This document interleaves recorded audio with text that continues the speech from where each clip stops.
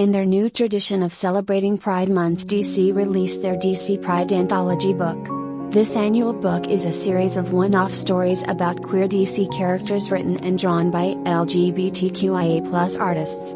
These stories mostly follow characters like Tim Drake's Robin, Harley Quinn, Jonathan Kent's Superman, Nubia, and more, going on short adventures with their significant others. But, this year had a story that was a bit of a curveball. The final story in DC Pride 2022 #1 is a personal tale written by longtime Batman actor, Kevin Conroy. If the name doesn't ring a bell, the voice certainly would. Starting in Batman, the animated series, Conroy has been voicing Batman since the early 90s.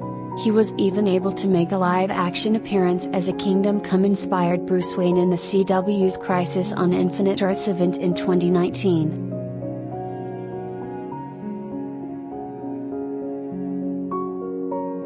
Collider video of the day.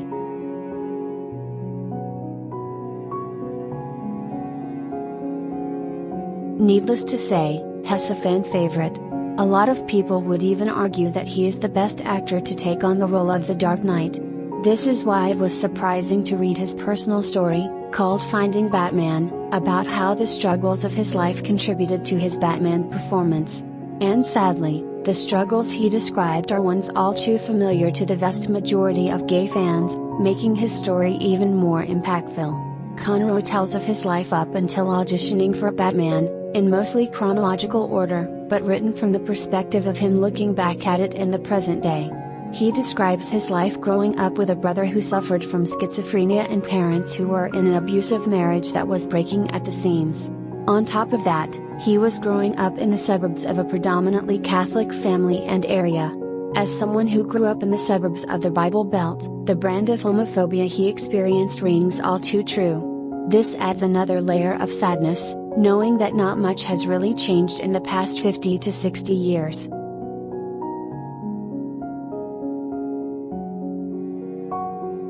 Gay people are still dealing with the rejection from communities, the harassment from others for daring to be just a little open, and being forced to live a double life.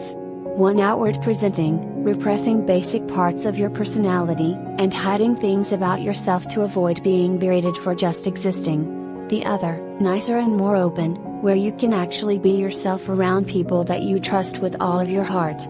All to simply not be, at best, rejected by the people you love, or at worst, getting attacked or killed. It sounds like an over-exaggeration, and a lot of people who don't understand will almost always call you overdramatic.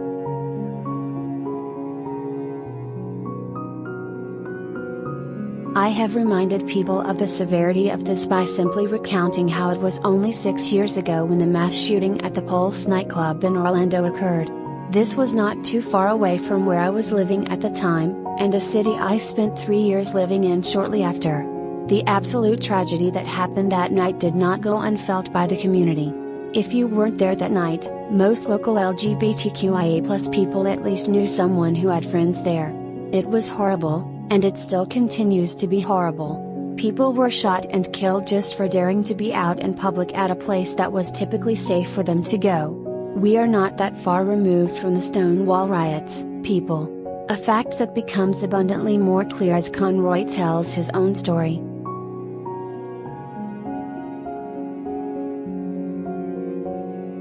As an adult, Conroy dealt with prejudice in his work life and his personal life.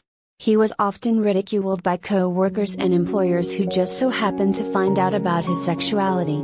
Because no matter how well you hide and blend in his passing, at some point, people will find out.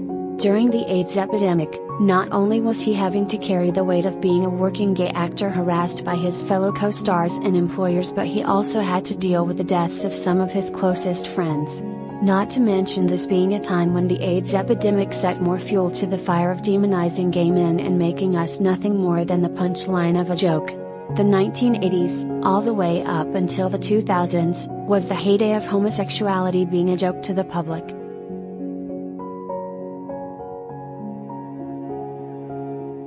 Decades removed from Conroy, even when I was growing up, these were all still the status quo thanks to popular shows like South Park and Family Guy influencing people's sense of humor. And while standards of humor were wildly different at the time, that still didn't mean those jokes didn't hurt. Only recently have things like using gay as a descriptor for something being bad been slowly phased out of the public consciousness. This perception of gay men results in situations like my childhood, where even before you realize that you identify as something other than straight, people are already attacking or bullying you for getting suspected of being gay. Just because you act or enjoy something that isn't viewed as manly. Being demonized is something practically every queer man deals with. And it kinda sucks.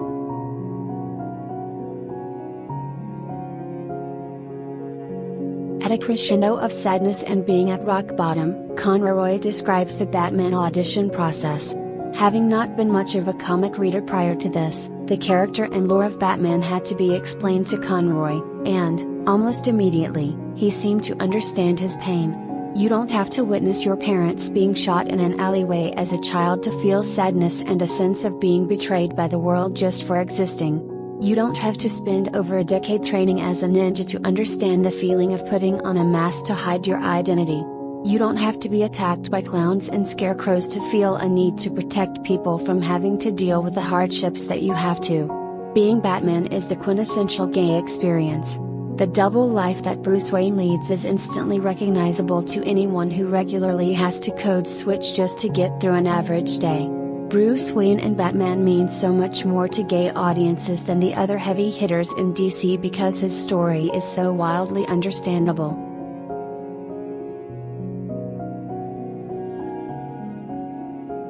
In comparison, Superman and Wonder Woman are also excellent allies that a lot of gay people identify with. These two heroes have always represented the best a person can be. Not in a supremacist way that is analyzed in superhero fare like Watchmen or The Boys, both of which are fantastic shows, by the way, but simply just because they're kind people. Clark and Diana's greatest powers aren't super strength or combat skills, their real power is just caring about others. They are such perfect people that it's almost expected that they would be supportive of gay rights. But Batman just hits a bit differently than that.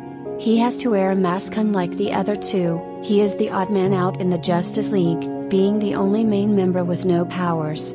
He has to work so much harder than everyone else just to show others that he does in fact belong. How can any gay person read something like that and not identify with it? In a lot of ways, this is what makes Bruce even more of a hero than the gods he stands next to.